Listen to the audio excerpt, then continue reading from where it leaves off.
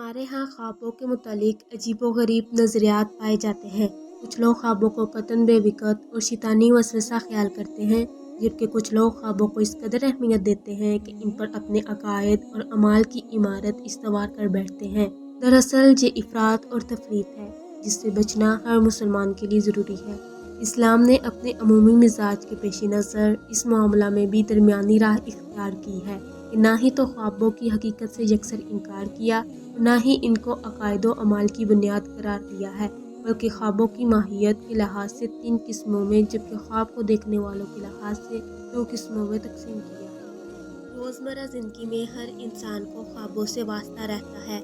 جہاں وہ بہترین خواب دیکھ کر خوش ہوتا ہے، وہاں ناپسندیدہ خواب دیکھ کر پریشان ہو جاتا ہے۔ خوابوں سے متعلق مناسب شرعی رہنمائی سے عدم واقفیت کی بنا پر لوگ فقط نیند میں نظر آنے والے واقعات کو دیکھ کر عجیب و غریب افعال کا ارتکاب کر بیٹھتے ہیں۔ اگر وہ نیند میں کوئی خوفناک منظر دیکھتے ہیں تو لامحالہ اس پریشان کن صورتحال سے خوفزدہ ہو جاتے ہیں اور عام زندگی میں اس کے اثرات سے نجات حاصل کرنے کے لیے مختلف تدابیر اختیار کرتے ہیں۔ اور اگر وہ خواب میں بہترین اور خوبصورت منظر ملاحظہ کرتے ہیں تو بسا اوقات وہ خود ساختہ عقائد و اعمال کی عمارت بنانے کی غلطی کر بیٹھتے ہیں۔ یہ بات ذہن نشین رہے کہ اچھا اور برا خواب دیکھنے میں انسان کے ذاتی حالات، ذریعہ معاش، سوچ و تفکیر، حالات بیداری میں پیش آمدہ حالات و واقعات، ذہنی و قلبی رجحانات اور صحت و مرض کا بنیادی عمل دخل ہے۔ بسم اللہ الرحمن الرحیم۔ حضرت جعفر صادق رحمۃ اللہ علیہ نے فرمایا ہے کہ خواب میں اونٹ کا دیکھنا 10 وجہ پر ہے: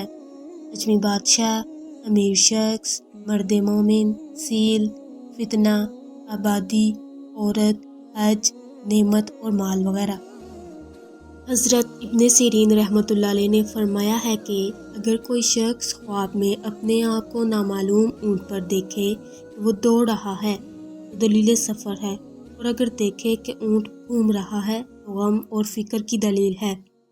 اور اگر دیکھے کہ اونٹ پر بیٹھا ہے، راستہ گم گیا ہے اور نہیں جانتا کہ راہ راست کہاں ہے، تو دلیل ہے کہ اپنے راہ میں عاجز ہوگا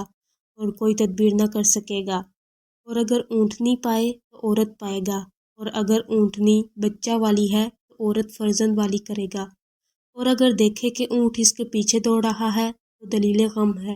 اور اگر دیکھے کہ اونٹ نے اس سے سر پھیرا ہے اور اس کے تابع نہیں ہوتا ہے تو دلیل ہے کہ غمناک ہوگا۔ حضرت دانیال رحمۃ اللہ علیہ نے فرمایا ہے کہ اگر کوئی شخص خواب میں دیکھے کہ اونٹ مست غضبناک پر بیٹھا ہے تو دلیل ہے کہ اس پر کوئی بڑا آدمی قبضہ کرے گا، اور اگر دیکھے کہ اونٹ کے ساتھ جنگ اور لڑائی کرتا ہے تو دلیل ہے کہ کسی مرد اجمی کے ساتھ دشمنی ہوگی اور اس کے ساتھ جھگڑا ہوگا،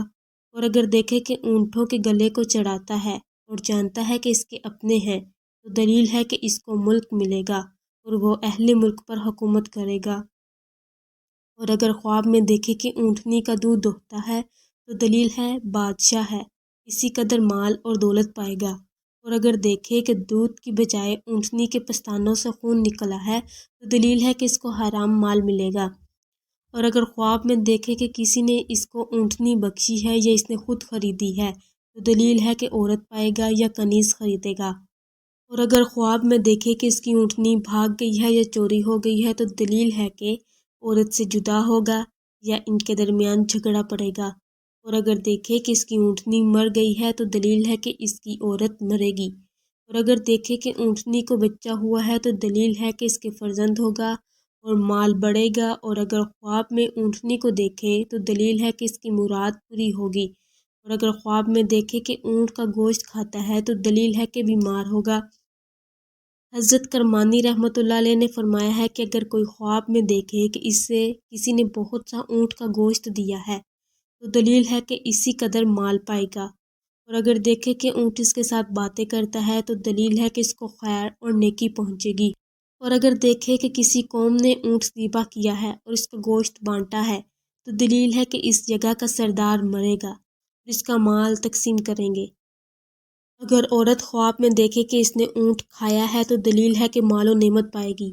اور اونٹ کے چمڑے کی بھی یہی دلیل ہے، بعض اہل تعبیر نے بیان کیا ہے کہ اس عورت کو وراثت ملے گی، اور اگر دیکھے کہ اونٹ اس کے ساتھ باتیں کرتا ہے تو دلیل ہے کہ اس کو خیر اور نیکی پہنچے گی۔